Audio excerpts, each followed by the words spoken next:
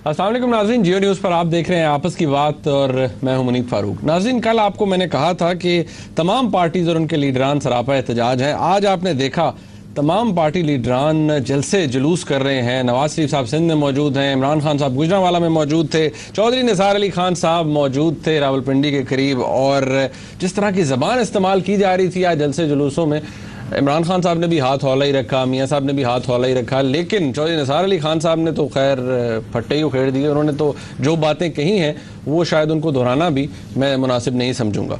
बहरहाल उनके कुछ क्लिप्स हैं, वो मैं आपको आगे चल के प्रोग्राम में दिखाऊंगा। लेकिन जो बुनियादी बात है वो ये है कि किस तरह का स्टेज सेट हो रहा है, आने वाले 100 या 120 दिन पाकिस्तान की सियासत में कैसे होंगे।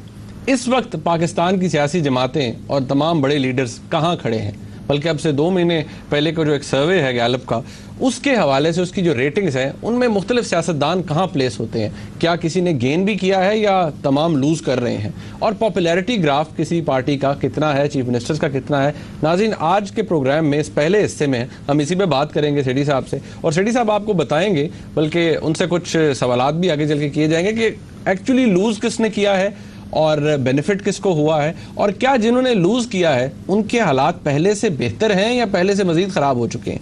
तो सेठी साहब, क्या हालचाल है आपका? फिर शुरू कर दिया जाए काम।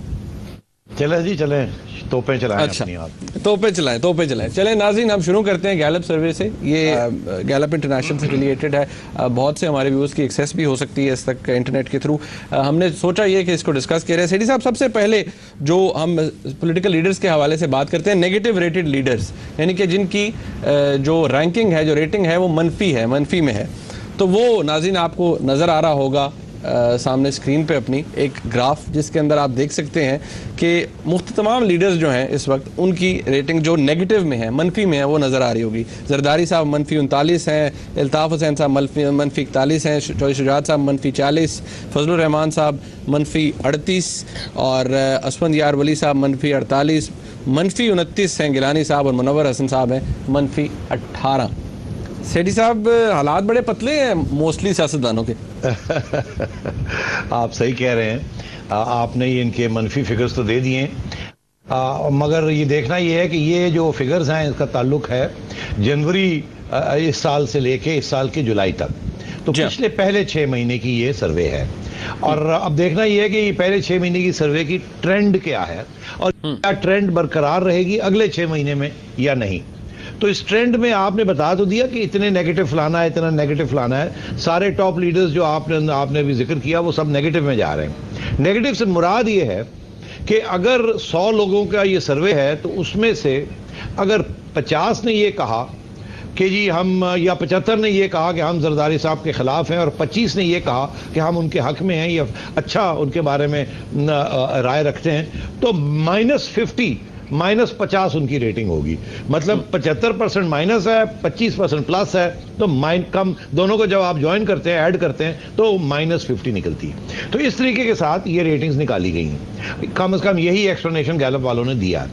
अब अर्ज ये है कि ये तो आपने देख लिया कि ये सब लोग नेगेटिव में हैं, हम अभी पॉजिटिव की बात नहीं करते, नेगेटिव में है। मगर देखना ये है कि क्या जुलाई से पहले ये और भी ज्यादा नेगेटिव थे या कम नेगेटिव थे, और अब कम नेगेटिव हैं या ज्यादा नेगेटिव है, क्योंकि वहां से पता चलता है कि ग्राफ कहां जा रहा है। तो उस सिलसिले में आसिफ जरदारी साहब जनवरी में -53 इनकी रेटिंग थी, जुलाई में -53, और जुलाई में जाके इनकी -39 हुई, जो कि आपने अभी अपनी टेबल पे दिखाया है।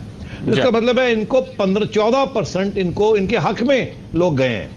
पहले -53 और अब -39। इसका मतलब जरदारी साहब है तो अभी भी नेगेटिव में, मगर अपनी रेटिंग इंप्रूव कर रहे हैं, क्योंकि 14% लोग जो हैं वो और भी इनके कैंप में चले गए हैं, तो इनकी नेगेटिविटी कम हो गई है। तो ये देखना है कि ये नेगेटिविटी जब हुई है तो क्यों कम हुई है, सबसे पहला सवाल ये। हालांकि उनकी गवर्नमेंट की परफॉर्मेंस तो इतनी बेहतर नहीं हुई है, और भी क्राइसिस बढ़ गए हैं, मगर उनकी नेगेटिविटी कम हो गई है पहले से। तो वो शायद इसीलिए, क्योंकि वो उनकी चालाकियां सबको नजर आ रही हैं कि वो अभी भी गवर्नमेंट में बैठे हुए हैं और लोग उनको डेटे दे रहे थे, और डेटे कामयाब नहीं हुई उनकी छुट्टी होने की, और वो अभी भी अपनी सीट पे बैठे हुए हैं। तो कुछ लोग शायद ये समझते हैं लो जी वो PhD ले गया है, तो वो PhD फिनोमेना है कि जरदारी साहब को डबल PhD मिल गई है, इसलिए कुछ लोगों ने उनकी सर्वाइवल टेक्निक के ऊपर उनको उनकी नेगेटिविटी कम कर दी। तो एक तो ये मसला। दूसरा भाई ये यूसुफ रजा गिलानी साहब, ये जनवरी में -30 थे, -30, और अब -29 है। इनको सिर्फ 1% का फायदा हुआ है, मगर इन्होंने भी गेन किया है। नेगेटिव अभी भी है मगर थोड़ा सा गेन किया है। आइए फजल रहमान साहब, ये पहले जनवरी में -43 थे, अब -38 हैं। तो मौलाना भी 5-1% जो है वो भी गेन कर गए, मगर अभी भी नेगेटिव में है।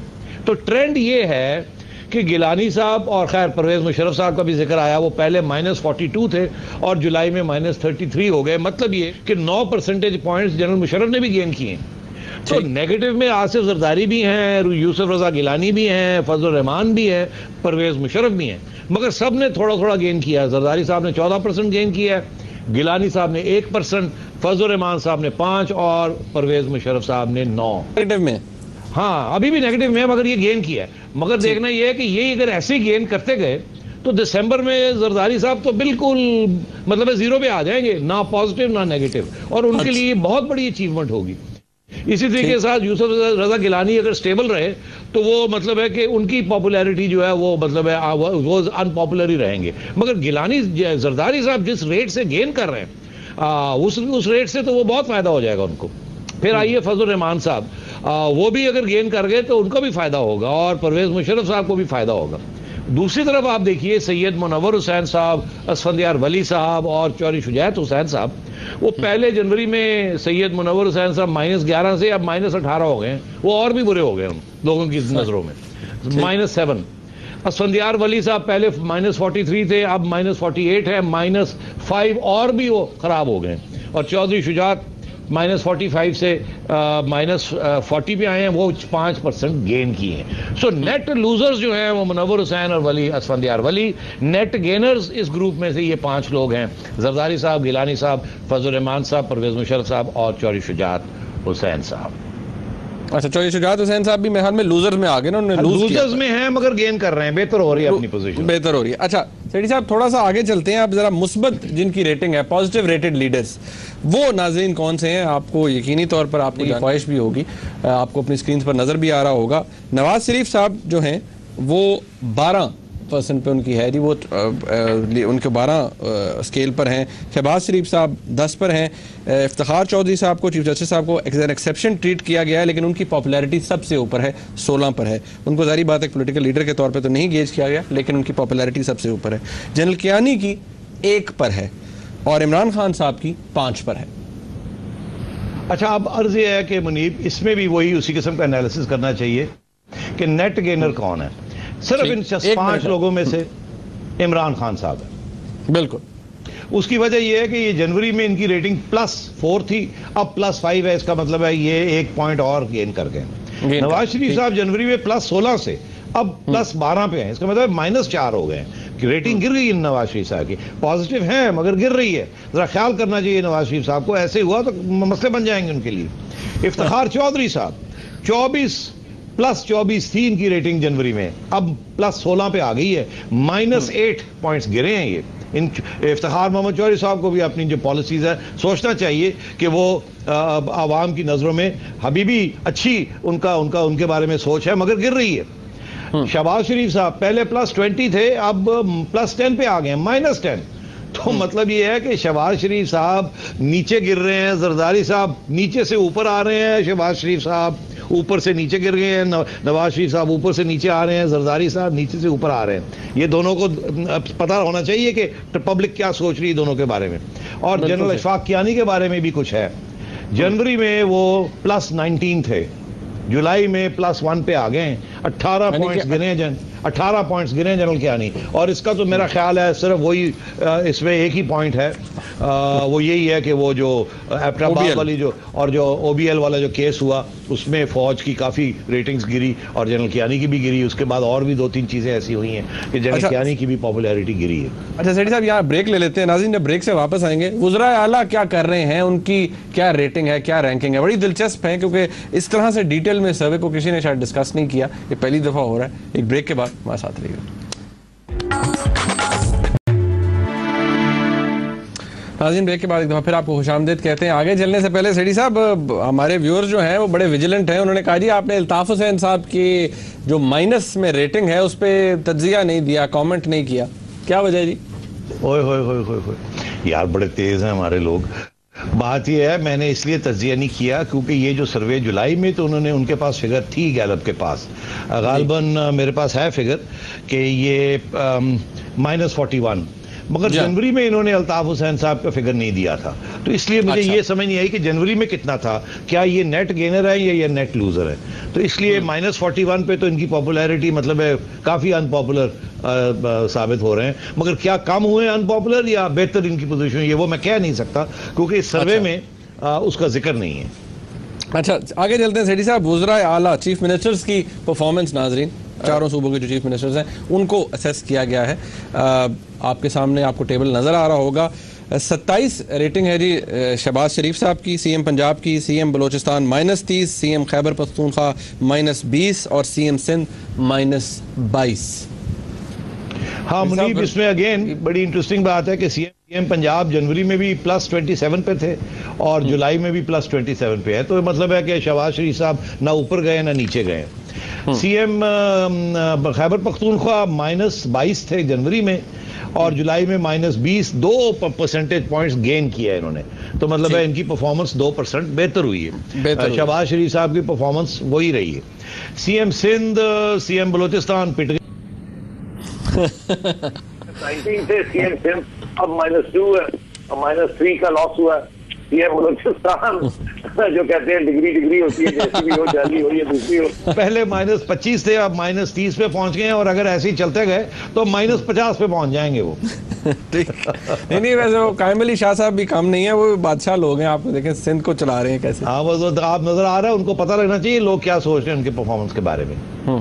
अच्छा सेठी साहब, इलेक्टोरल कैलकुलस है अभी जो हमने डिस्कस करना है, और उसमें बड़ा इंटरेस्टिंग है कि 2008 में जो वोट्स पोल हुए वो भी एक ग्राफ में नज़र आ रहे हैं नाज़रीन, और आगे जो इंटेंशन है, वोटिंग इंटेंशन 2011 में जो गेज की गई है वो आपके सामने आपको नज़र आ रही होगी। PMLN को 29%, PMLQ 29 और पीपल्स पार्टी भी 29। अब जो वोटिंग बड़ी इंटरेस्टिंग है कि ये 2008 में 29 और अब जो प्रेडिक्शन की जा रही है इस सर्वे के मुताबिक उसमें 65% लोग जो है वो अब नून की तरफ जा रहे हैं और पीपल्स पार्टी बेचारी 9% पे पहुंच गई है। इस ये पंजाब की बात हो रही है जी, पंजाब। तो ये अब ये इस सर्वे के मुताबिक तो मियां साहब छलांगे मारे और उन्हें तो कोई फिक्र ही नहीं है, मगर मेरा एक ख्याल है कि इस सर्वे के अंदर इन्होंने पीटीआई को के बारे में नहीं इन्होंने खास पूछ की जुलाई में, और अगर अभी आप दिसंबर में जाके पूछ करेंगे तो इनको पता चलेगा कि अब मियां साहब का जो वोट बैंक है उसको पीटीआई भी काट रही है। अच्छा, ये सेठी साहब आगे रूरल का इलेक्टोरल कैलकुलस है, रूरल सिंध का, और ये 2008 का जो इलेक्शन का वोटिंग ट्रेंड था वो आपके सामने है। पीपल्स पार्टी को 55% है, +55 पे है, MQM 4 और PMLQ 20। ये 2008 का है जी हाँ। और अब का सूरत हाल ये है कि 2011 में अगर इलेक्शन हो जाती है तो पीपल्स पार्टी सिंध में 77% ले जाएगी, मतलब है कि 20% ज्यादा ले जाएगी पहले से, और वो नजर भी आ रहा है। जुल्फिकार मिर्जा साहब ने काफी हेल्प कर दी उनकी। और दूसरी तरफ MQM जो है वो पहले उनके पास 4% वोट था और PMLQ ज्यादा वोट लेगी थी रूरल सिंध में, क्योंकि रूरल सिंध की बात हो रही है, पूरे सिंध की बात नहीं हो रही। और PMLQ तो उड़ जाएगी बिल्कुल। और बात फिर जी, अच्छा ये सिंध के दही इलाकों का सेठी साहब, लेकिन एक बात इंटरेस्टिंग है कि जुल्फिकार मिर्जा साहब ने जो कुछ कहा वो अगस्त में कहा, एंड अगस्त में, तो ये जुलाई का बता रहे हैं, तो ये फिर अब तो फिर रेटिंग बहुत ना बढ़ गई। हाँ मेरा ख्याल है आपने देखा होगा जुल्फिकार मिर्जा साहब कब से सिंध कार्ड प्ले कर रहे हैं। ये तो अभी तो उन्होंने MQM के खिलाफ किया ना, उससे पहले तो वो याद है आपको कब से ये गरज रहे हैं सिंध कार्ड, और जरदारी साहब भी सिंध कार्ड खेल रहे हैं। जितना वो सिंध कार्ड खेलते हैं उतना ही सिंध का वोट बैंक इनकी तरफ जाता है, तो इससे जाहिर है कि उन्हें एहसास हो गया पीपल्स पार्टी को कि ये बड़ा अहम कार्ड है, यक्का है उनका ये। अच्छा, अब आप आइए अर्बन सिंध की तरफ। हाँ, अच्छा, अर्बन सिंध में 67% MQM, पाकिस्तान पीपल्स पार्टी 26 और PMLN 3। ये 2008 का मैं बता रहा हूँ जी। और अब हाल ये है कि MQM जो है वो 67 से 42 पे आ जाएगी। पीपल्स पार्टी 26 से कोई 23 पे पहुंच जाएगी, और PMLN जो है जो 30 थी 3 थी अब 9 पे चली जाएगी। ये बिल्कुल प्रेडिक्टेबल है। उसकी वजह यह है कि पीपल्स पार्टी तो मोर और लेस अनचेंज्ड रहेगी, मगर MQM का वोट बैंक गिरेगा। MQM को वोट बैंक गिरेगा बिकॉज अब पशूनों को वोट पड़ेगी, ANP को वहां वोट पड़ेगा। वो इस सर्वे में उन्होंने नहीं उन्होंने उसको नहीं देखा, मगर अगर आप जाएंगे दिसंबर में आप करेंगे तो आपको पता चलेगा कि MQM जो है वो 67-70 से गिर के 40 पे पहुंच जाएगी। और ये कब, और ये जब से मैं कह रहा हूं कि डेमोग्राफिक चेंज हो रही है उसका असर आपको अब इनटू अकाउंट लेना पड़ेगा। नून वापस आएगी, जो कि सीटें क्यों ले गई थी, अब क्यों फारग हो जाएगी, और वही सीटें जो है वो अब नून को, उसी किस्म की सीटें नून को मिलेंगी, और वो वोट बैंक क्यों का नून की तरफ ट्रांसफर हो जाएगा। अच्छा सेठी साहब, खैबर पख्तूनख्वा की बात करते हैं। 2008 के जो नाज़रीन इलेक्शन जो है आपको नज़र आ रहा होगा सामने कि JUI जमीयत उलमा इस्लाम और MMA इनको कंबाइंड जो सीट्स थी 13, PMLQ 14, ANP 16% और पाकिस्तान पीपल्स पार्टी 19। ये 2008 के इलेक्शन की बात हुई। ये 2000 में पीपल्स पार्टी सबसे ज्यादा थी 19%, फिर ANP, फिर PMLQ और फिर JUI/MMA, इस ऑर्डर में। अब ऑर्डर जो है वो ये है कि PTI जो है इमरान खान साहब धन-धना रहे हैं और उनको वोट सबसे ज्यादा मिलने का इम्कान है फ्रंटियर में, अकॉर्डिंग टू दिस गैलप सर्वे। उनका 24% तक पहुंच गया, और वो पहले तो रैकनिंग में ही नहीं थे, उनका खाता ही नहीं खुला हुआ था। अब खाते खुल गए और नंबर 1 ले गए हैं KP में।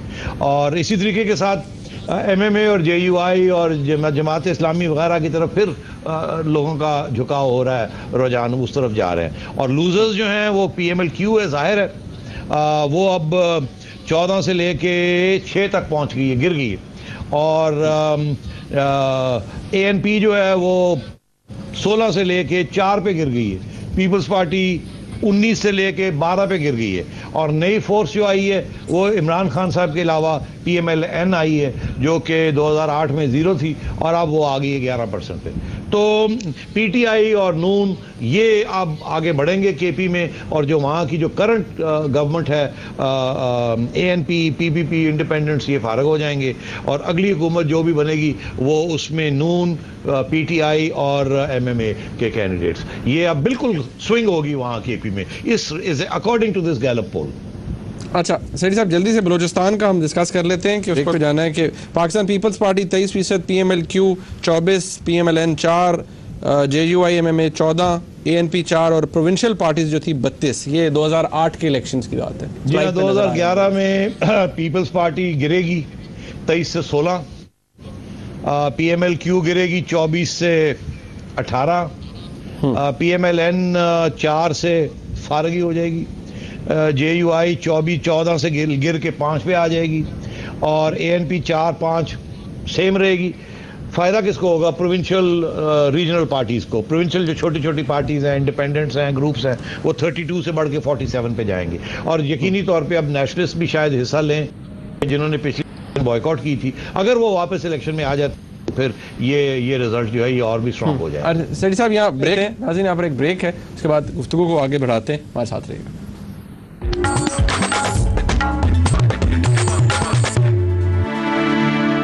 नाज़रीन 2008 में सर्वे के मुताबिक इलेक्टोरल कैलकुलस क्या था पूरे पाकिस्तान का, वो आपके सामने है, स्क्रीन पर आपको नजर भी आ रहा होगा। Pakistan people's party 31, PMLN 20, PMLQ 23, MQM 8, JUI MMA 2, ANP 2 और प्रोविंशियल पार्टीज 14। सेठी साहब, एक बड़ी इंटरेस्टिंग ये बात है इसमें कि हमारे व्यूअर्स भी नेचुरली सरप्राइज होंगे कि PMLN नीचे क्यों है PMLQ से। PMLQ 23 है और PMLN के 20 है। हाँ मुनीब, ये क्योंकि ये वोट्स की बात हो रही है, सीटों की बात नहीं हो रही, तो वोट्स भी ये हैं कि पंजाब में तो नून को ज़्यादा वोट पड़ा था क्यू से और सीटें भी ज़्यादा थी, मगर नून को बिल्कुल कोई वोट नहीं पड़ा, ना ही कोई सीटें मिली बाकी 3 प्रोविंसेस में। और आपने देखा क्यू के पास फ्रंटियर में भी और सिंध में भी और बलूचिस्तान में भी इन्होंने अपने कैंडिडेट्स खड़े किए थे। आफ्टर ऑल ये किंग्स पार्टी थी उस वक्त, तो इनको वोट पड़ा था मगर सीटें इतनी नहीं मिली, इसलिए इनका वोट बैंक जो था वो ज्यादा था मगर सीटों में ट्रांसलेट नहीं हुआ। और मियां साहब का वोट बैंक पंजाब में रहा और वहां ट्रांसलेट हुआ इनटू सीट्स। दूसरी बात अब मैं आपको ये कहूं कि आगे जाएं 2011 में जो यहां नजर आ रहा है मेरे पास, वो ये है कि पीपल्स पार्टी 31 से गिर के 19 पे आ जाती है, नून 20 से बढ़ के 41 पे चली जाती, क्यू 23 से गिर के दो तीन पे आ जाती है। MQM 8 से गिर के 7 पे आ जाती है लगभग। JUI MMA 2 से गिर के 3 पे आ जाती है। ANP 2 से 1 और प्रोविंशियल पार्टीज 14 से 5 पे आ जाती है और PTI को 5% वोट यहाँ मिल रहा है इस ऑल पाकिस्तान सिनेरियो कैलकुलस में। मगर इसमें एक बहुत बड़ी खामी है ये सारे एनालिसिस में, और वो मैं क्लियर कर दूं आपको कि इन्होंने ये अस्यूम किया, गैलप वालों ने, कि हर पार्टी अपने पांव पे खड़ी है, अपनी अलग आज़ाद हैसियत में खड़ी है और वोट ले रही है। मगर होगा तो ऐसे नहीं होगा, ये कि इलेक्टरल अलायंसेस होंगे। तो PMLQ जो है वो पीपल्स पार्टी के साथ इलेक्टरल अलायंस करेगी, सीट एडजस्टमेंट्स करेगी।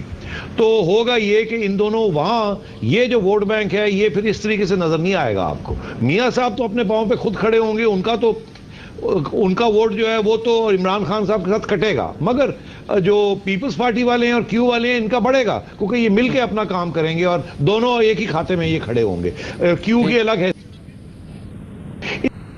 बड़ी प्रॉब्लम इस एनालिसिस में ये है कि क्यू को एक आज़ाद हैसियत के तौर पे देखा गया है, क्योंकि मगर उसकी अब आज़ाद हैसियत रही नहीं, वो पीपल्स पार्टी के साथ ही इलेक्शन लड़ेगी और वहां सीट एडजस्टमेंट्स करेगी। ठीक, अच्छा सेठी साहब थोड़ा आगे चलते हैं परफॉर्मेंस के ऊपर, कारकर्दगी के ऊपर। मिलिट्री की परफॉर्मेंस कैसी रही नाज़रीन? ये आपको नज़र आ रहा होगा पाकिस्तान की फ़ौज की परफॉर्मेंस के हवाले से एक ग्राफिकल सिचुएशन है कि जिसमें टेररिज्म से लड़ते हुए यानी दहशतगर्दी के खिलाफ जंग में सवात और वज़ीरिस्तान में +15 यानी मुस्बत 15 है इनकी जो इनकी रैंकिंग है, और पॉलिटिकल इश्यूज़ में -3 और मामलाते मुल्क को चलाने के लिए -12। हाँ, ये बड़ी इंटरेस्टिंग बात है, मगर मैं आपको इसका एक ताल्लुक फॉरेन पॉलिसी के साथ भी है। उसकी वजह यह है कि कश्मीर इशू के ऊपर, अगर इसी सर्वे के अंदर जो शायद आपने टेबल नहीं दिखाया, कश्मीर इशू के ऊपर हुकूमत की जो फॉरेन पॉलिसी है, एक्चुअली सबको पता है कि ये हुकूमत की फॉरेन पॉलिसी नहीं है, ये फौज ही चलाती है। तो उसके ऊपर कश्मीर के ऊपर -66 लोग समझते हैं कश्मीर के ऊपर कुछ नहीं हुआ और बिल्कुल रहे हैं ये लोग। हिंदुस्तान के साथ तल्लुकात लोग बेहतर करना सोचना चाहते थे कि होने चाहिए, मगर अभी भी 55% माइनस जा रहा है। और इसी तरीके के साथ ओवरऑल फॉरेन पॉलिसी -67। तो ये जो माइनस फैक्टर है ओवर फॉरेन पॉलिसी का, कि वो कामयाब नहीं है आपकी फॉरेन पॉलिसी और लोग ये समझते हैं फेल हो चुकी है, ये सारी जिम्मेदारी फौज के ऊपर जा रही है। इसलिए फौज का परफॉर्मेंस आपने देखा कि सियासी इश्यूज और रनिंग द कंट्री इश्यूज वहां माइनस चल रहा है, -3 पॉलिटिकल इश्यूज पे और रनिंग द कंट्री -12। हालांकि जहां प्योरली मिलिट्री एक्टिविटी की बात है, स्वात के अंदर ऑपरेशन, वहां +15% चल रहा है। तो इससे कुछ सबक भी सीखने चाहिए उन लोगों को जो समझते हैं कि अगर फौज आप मुल्क में ले आएंगे तो वो मुल्क को भी बेहतर चला लेगी, फॉरेन पॉलिसी भी बेहतर चला लेगी और सियासी मसले भी हैं उनको भी हल कर देगी। अवाम के मुताबिक वहां वो फेल हो रहे हैं। सिर्फ कामयाब वो कहां हो रहे हैं? जहां प्योरली मिलिट्री मैटर्स हैं। स्वात में लोग उनको दाद देते हैं कि आपने सही काम किया। थोड़ा सेठी साहब आगे चलते हैं, फ्यूचर आउटलुक यानी कि मुस्तकबिल क्या होगा। ये एक जो नाज़रीन आपको सामने अभी स्लाइड नजर आएगी, ग्राफ नजर आएगा, इसमें कि क्या लोग इसी तरह का सेटअप देखना चाहते हैं या तब्दीली चाहते हैं? ऑब्वियस जवाब होना चाहिए यही कि सिर्फ 21% लोग हैं जो ये समझते हैं कि ऐसा ही रहे। 66% लोग ये चाहते हैं कि तब्दील हो और 13% ने कोई रिस्पांस नहीं दिया इसके अंदर, यानी कि वो शायद इसके बारे में कमेंट नहीं करना चाहते। ये सिनारियो है फॉर चेंज। सेठी साहब आप क्या कहेंगे? जी जाहिर है सर, यहाँ तो इनकलाब की बातें हो रही हैं, सिर्फ तब्दीली की बातें तो नहीं हो रही। आवाम तो थकी हुई है, आवाम तो तब्दीली चाहती है मगर बेहतरी चाहती है, बुरी तब्दीली नहीं चाहती। और अच्छा। इस सिलसिले में एक और भी टेबल है, वो भी आप आवाम को दिखाइए। जरूर, हाँ जी, वो तरीकाकार क्या हो तब्दीली का, ये सेठी साहब नजर आ रहा है हमारे व्यूअर्स को कि उन्होंने लिखा हुआ है PPP रिफॉर्म 22%, ये कहते हैं मिड टर्म इलेक्शंस 71% लोग नाज़रीन ये कहते हैं कि नहीं मिड टर्म इलेक्शंस हो जाएं। 7% ने इसके ऊपर कोई रिस्पॉन्ड इसको नहीं दिया। इसका मतलब यह मुनीब के लोग पीपल्स पार्टी में इत्मीनाद उनमें नहीं है। वो समझते हैं पीपल्स पार्टी ये बकवास करती है, कहती है हम ये कर देंगे वो कर देंगे, बेहतरी कर देंगे। पीपल्स पार्टी का रिफॉर्म एजेंडा 0/0 हो गया, 22 पे गिरे हुए। और लोग यही चाहते हैं कि अब इलेक्शन हो जाए ताकि कुछ सफाई हो और जो नए लोग हैं जो भी आते हैं उनको एक मौका मिले। इसीलिए मिड टर्म इलेक्शन के लिए 71% सपोर्ट है। और आप देख लीजिए यही चीज है जो कि मियाँ साहब लेके फिर रहे हैं। मियाँ साहब को ये बात समझ आ गई है, मियाँ नवाज शरीफ साहब को, कि अब तब्दीली का वक्त आ गया है और लोग तब्दीली चाहते हैं। और अगर आप आगे चलें, एक और टेबल है future outlook public preference versus Nawaz, वो भी पब्लिक प्रेफरेंस का कि लोग किसको प्रेफर करेंगे, जरदारी साहब को या नवाज शरीफ साहब को। नाज़रीन, ये आपको नजर आएगा कि 75% लोग नवाज शरीफ साहब को पसंद करेंगे और 21% जरदारी साहब को। और इसी तरीके के साथ उससे आगे आप चलिए, एक और टेबल देख लीजिए, जरदारी साहब वर्सेस फौज। तो वहां भी जरदारी साहब की रेटिंग गिरी हुई है, फौज की रेटिंग 75-23 है वहां पर। मगर उससे सबसे अगला टेबल है वो बहुत ज्यादा दिलचस्प है, जरा वहां नवाज शरीफ साहब का वर्सेस आर्मी। हाँ, तो वहां मियां साहब 54, आर्मी 45 लोग ये, हाँ, तो ये लोग जो हैं वो अभी भी सिविलियन हुकूमत चाहते हैं और उसमें नवाज शरीफ साहब को वो सपोर्ट कर रहे हैं और वो समझते हैं कि he will prove to be a better leader than even general Kayani और any person from the army. तो ये बहुत अहम स्टेटिस्टिक है। अगला सबसे खतरनाक है, सबसे खतरनाक है कि वो नाजरीन, अब इसमें वो भी फ्यूचर आउटलुक है। आप देखिए एक ग्राफ के, क्या लोग नवाज शरीफ साहब को लाना चाहते हैं इस वक्त, समझते हैं कि वो मसाइल का हल देंगे, या कोई टेक्नोक्रेटिक सोल्यूशन चाहते हैं, कोई टेक्नोक्रेट गवर्नमेंट को, केयर टेकर सेटअप जिसकी बातें भी होती हैं, हम इस प्रोग्राम में डिस्कशन भी होती रही हैं। ये ग्राफ जो है ये सबसे ज़्यादा आई वुड से कि बड़ा स्ट्राइक करता है हर एक को कि ये किस तरह का खतरनाक, मुनीब, बड़ा खतरनाक का असेसमेंट है ये, क्योंकि मियां साहब 43% 43 पे हैं और टेक्नोक्रेट सोल्यूशन 54% पे जा रही है। अब टेक्नोक्रेट सोल्यूशन फौज की और जुडिशरी की मदाखलत के बगैर आ नहीं सकती, सीधी सी बात है। तो क्योंकि जुडिशरी और फौज, जुडिशरी की रेटिंग अभी भी पॉजिटिव में है, हालांकि गिर रही है, और फौज की रेटिंग सियासी मामलों में गिर रही है, तो मैं ये समझता हूं कि ये जो टेक्नोक्रेटिक सोल्यूशन है ये भी इतना आसान नहीं होगा, क्योंकि इसका जो गैप है 43 और 54 ये बहुत थोड़ा है, इतना लंबा गैप नहीं है। और हो ये सकता है कि अगले 6 महीने में ये गैप और भी गिर जाए, क्योंकि अब आगे फॉरेन पॉलिसी की एक और बहुत बड़ी क्राइसिस आने वाली है, जो कि अब चल रही है। आपने देखा यूएस पाकिस्तान की क्राइसिस चल रही है, रीजन के अंदर क्राइसिस चल रही है, और अगर इंडिया के साथ कोई और प्रॉब्लम आ गया तो ये सारी क्राइसिस की जो जिम्मेदारी है वो अवाम जो है वो फौज के ऊपर ठहराएगी, क्योंकि सबको पता है कि फौज चला रही है फॉरेन पॉलिसी। अच्छा, तो इसलिए ये मियां साहब की तरफ झुकाव होगा अगले 6 महीने के अंदर अंदर। अच्छा, 40 सेकंड मुझे एक जवाब दीजिए कि नवाज शरीफ साहब को इमरान खान साहब का मवाजना नहीं किया गया इसके अंदर। जी हाँ, बड़ी दिलचस्प बात है, करना चाहिए था, मगर मैं फिर से कह रहा हूं कि जब दिसंबर में करेंगे तो मियां साहब को छोटे पिटिशन जरूर होगी। मतलब आप समझते हैं कि मियां साहब की रेटिंग गिरेगी? ये मियां साहब की रेटिंग गिरे या ना गिरे, इमरान खान साहब की रेटिंग बढ़ेगी। अच्छा सेठी साहब, हम इस वक्त ब्रेक पे जा रहे हैं। नाज़रीन, जब हम ब्रेक से वापस आएंगे कि कॉल्स होंगी, आपके मैसेजेस होंगे, हमारे साथ रहिएगा।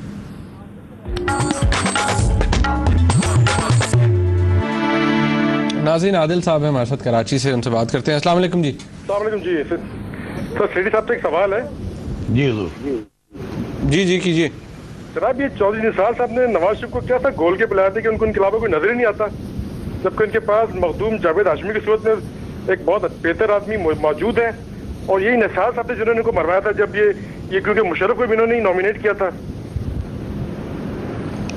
अच्छा, मेहरबानी आदिल साहब, आपने पूछा कि उनको चौधरी निसार में क्या नजर आता है। एक्चुअली चौधरी निसार और शहबाज शरीफ साहब, इनकी काफ़ी हैसियत है मियां साहब के प्लानिंग के अंदर।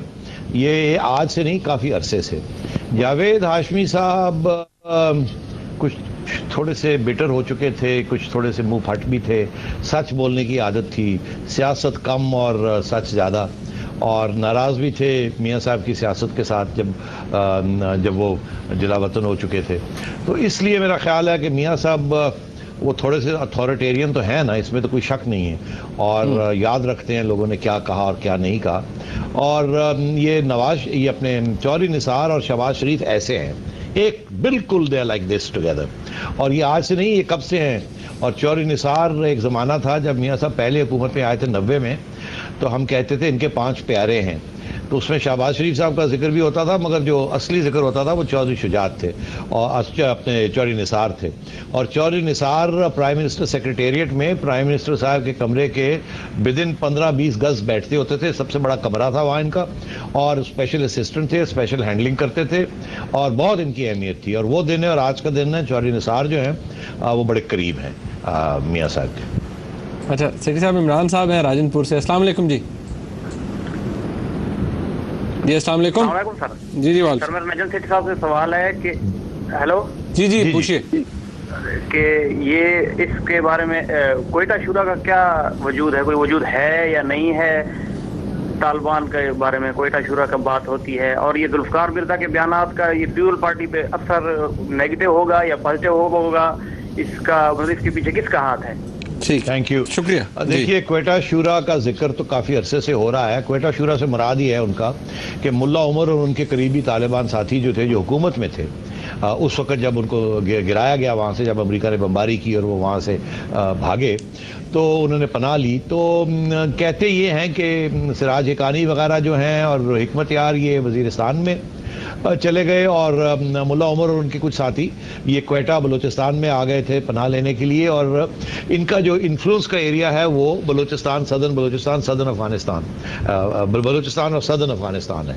तो इसीलिए उसको क्वेटा शुरा कहा जाता है, क्योंकि कहा यह जाता है कि उनके बहुत से लोग जो हैं वो क्वेटा बलूचिस्तान के इलाके में ही वहीं पनाह ली हुई उन्होंने, इसलिए उनका क्वेटा शुरा कहा जाता है। और वो हैं, इसमें कोई शक नहीं है। मगर क्या अब वो क्वेटा में ही है या कहीं और चले गए ये नहीं पता। कुछ लोग शायद कराची चले गए हों, कुछ इधर उधर हो गए हों, मगर नाम क्वेटा शुरा इसलिए क्योंकि जब काबुल से भागे थे तो ये वजीरिस्तान में नहीं गए थे, ये क्वेटा की तरफ बलूचिस्तान में आए थे, इसलिए क्वेटा शुरा कहा जाता है। अब आइए जुल्फिकार मिर्जा साहब, मैं समझता हूँ जुल्फिकार मिर्जा साहब कि ने जो कुछ किया है इसमें जरदारी साहब का फायदा हुआ, नेट गेन हुआ, क्योंकि एमक्यूएम भी वापस आ गई और ऊपर से सिंधी नेशनलिस्ट जो हैं वो भी छोड़ के नहीं गए पीपल्स पार्टी को।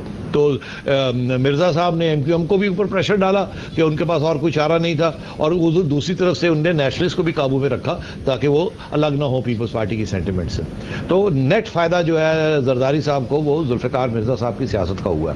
क्या 100% इसमें जरदारी साहब का हाथ था? मैं समझता हूँ 75% होगा। 25% मिर्जा साहब ने अपने कार्ड्स भी कुछ खेल दिए, क्योंकि उनकी अपनी भी लाइक्स हैं, डिसलाइक्स हैं, अपने भी दुख हैं उनके और दर्द हैं, जिसमें रहमान मलिक साहब जो है वो फोकस में आए हैं। तो ये है सूरत हाल मिर्जा साहब की। और अभी भी आपने देखा लेटेस्ट पोजीशन ये है कि मिर्जा साहब को टिकट भी मिल जाएगा ये बदीन की इलेक्शन में, उनके साहिबजादे उन्होंने खड़े कर दिए। बड़ा मुश्किल होगा जरदारी साहब को कि ना करना या पीपल्स पार्टी को अपना कैंडिडेट इनके खिलाफ वहां खड़ा करना मसला बन जाएगा। या तो इनको परसुएट करें कि अपने बेटे को वहां से हटाएं, नहीं तो फिर बेटा लड़ेगा और पीपल्स पार्टी की परमिशन के साथ लड़ेगा। दूसरी बात यह है कि मिर्जा साहब के खिलाफ ओपनली जरदारी साहब जा भी नहीं सकते, और ना ही मिर्जा साहब जरदारी साहब के साथ ओपनली जा सकते हैं। और ये मैं फिर प्रेडिक्ट कर रहा हूं आपसे कि इलेक्शन जब अनाउंस होगी तो मिर्जा साहब छलांग मार के पीपल्स पार्टी में वापस आएंगे और इनको हाथ डाले जाएंगे। अच्छा, सेठी साहब फारूक साहब हैं नौशहरा से। अस्सलाम वालेकुम जी। अस्सलाम वालेकुम सर। नईम साहब, मेरा सवाल ये है कि अभी अभी आपने क्राइसिस अभी जो हमारे मुल्क में अभी जो रिसेंटली गुजरे हैं, जैसे ट्रेन का हो गया, आपका वापडा का हो गया, PIA का हो गया, रेल का तो ये मसला हुआ कि तनख्वाहें तक ना हुई तो उनकी यूनियन आके सामने लेट गई, ट्रेन को चलने ही नहीं दिया। ठीक है, उनमें इतना दम ही नहीं रहा। आज सदर साहब ने 1 अरब रुपए इसमें इंजेक्ट कर लिए, पहिया शुरू हो गया चलना। ठीक है, अब ये बताएं अगले महीने फिर क्या करेंगे? आया हमारे सियासतदानों के पास कोई ऐसा प्लान है कि इसको प्रॉफिटेबल इदारा बनाए? और अगला वापडा का ये हुआ कि लोग बाहर निकल आए, चलो हमारी अपोजिशन पार्टी ने हमें लीड किया आगे, इसने तो करना था। अगर वो लीड करते हैं तो बाकी पीपल पार्टी वाले उठ खड़े होते हैं, कहते हैं कि यार हमारा जमहूरियत के लिए हमने बड़ी कुर्बानियां दी हैं, अगर आप लोगों ने कुर्बानियां दी हैं तो हमसे क्यों जूस निकाल रहे हैं आप लोग? ठीक है, अगर वो लीड नहीं करेंगे तो कौन लीड करेंगे? सही कह रहे हैं। अर्ज ये है कि इनके पास कोई लॉन्ग टर्म सॉल्यूशंस नहीं है इस हुकूमत के पास। ये फायर फाइटिंग करते हैं। जब इनको कहा जाता है कि ये मसला आने वाला है, बारिश होने वाली है, थंडर स्टॉर्म आने वाली है, दरिया में फ्लड आने वाला है, ये सोए हुए होते हैं। जब वो आ जाता है तो ये भाग दौड़ करते हैं और फिर महीने के बाद इनकी कोशिश होती है कि लोग भूल जाएंगे और वो फायर फाइटिंग करके और अपना जिसे कहते हैं ना कारोबार चलाते हैं आगे।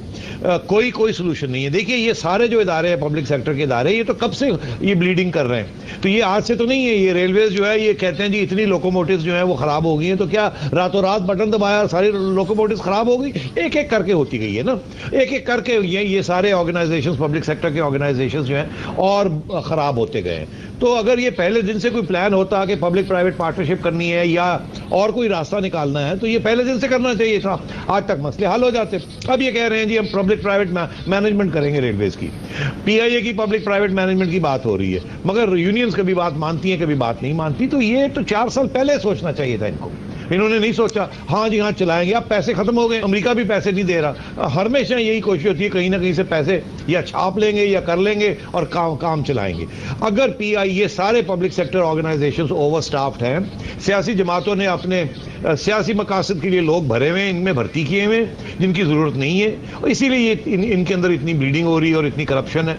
अगर ये पब्लिक प्राइवेट सेक्टर के या उनके मैनेजर्स के हाथ में आ जाए तो यकीन करें 2 साल के अंदर अंदर ये सारी टर्न अराउंड हो जाएंगी, एफिशिएंट ऑर्गेनाइजेशंस हो जाएंगी। जब ग्रोथ होगी तो जेन्युइनली फिर रिक्रूटमेंट सही तरीके से होगी, मगर वो उसकी तरफ आते नहीं है, वोट लेने होते हैं, पता नहीं होता इलेक्शन कब होनी है, इसलिए भर्ती करो भर्ती करो भर्ती करो। अभी पार्लियामेंट के अंदर अहमद मुख्तार साहब मिनिस्टर ऑफ डिफेंस है जो कि पीआईए के भी चेयरमैन है, तो उन्होंने अभी जो फिगर्स वहां पार्लियामेंट के अंदर दिए हैं, आपने देखा कितनी भर्तियां हो रही हैं और कितनी भर्ती हुई, और खुद पता है इनको, इनके ऑर्डर्स के तहत ये भर्तियां होती हैं। पीपल्स पार्टी के लोग भर्ती किए जा रहे हैं और जब नवाज शरीफ साहब आते हैं तो उनके लोग भर्ती किए जाते हैं, और हर साल भर्ती बढ़ती जाती है और भी अनप्रॉफिटेबल ये ऑर्गेनाइजेशंस होती जाती हैं। और फिर कहते हैं हम कुछ क्लीन करेंगे, सफाई करेंगे, ये करेंगे वो करेंगे, नहीं कर सकते।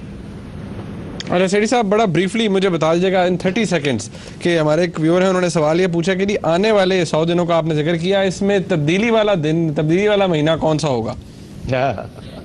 यार मैं नजूमी नहीं हूँ, नजम हूँ सच तो ये इस किस्म की डेटे मैं नहीं देता, ठीक है। मैं आपको ये तज्जिया जरूर कर देता हूँ कि हालात बिगड़ रहे हैं, हालात खराब हो रहे हैं, हालात बेहतर हो रहे हैं। कब आके किसी किनारे पे रुकेंगे, कब क्रैश होगा, ये बड़ा मुश्किल होता है। ये जरूर कहा जा सकता है कि अगर मियाँ साहब ने और इनके साथियों ने और इमरान खान साहब ने तब्दीली लानी है तो ये तब्दीली की कोशिश करेंगे कि ये नवंबर दिसंबर तक हो जाए, ताकि इलेक्शन मार्च से पहले हो जाए और सेनेट के इलेक्शन जो है मार्च में उसके बाद हो। और अगर ये अभी कामयाब नहीं होंगे तो फिर ये जैसे ये क्राइसिस जो है ये खत्म हो जाएगी, पोस्टपोन हो जाएगी, टल जाएगी, और फिर आप अगले साल लेट जाके जब इलेक्शन का वक्त होगा उस वक्त होगा। अभी क्राइसिस कर सकते हैं तो A1 नहीं कर सकते तो ये निकल जाएगी हाथ से बाहर। नाज़रीन आपने प्रोग्राम देखा, इसका फीडबैक हमें जरूर दीजिएगा, इसका इंतजार रहता है देखने का। बहुत शुक्रिया, अल्लाह हाफिज।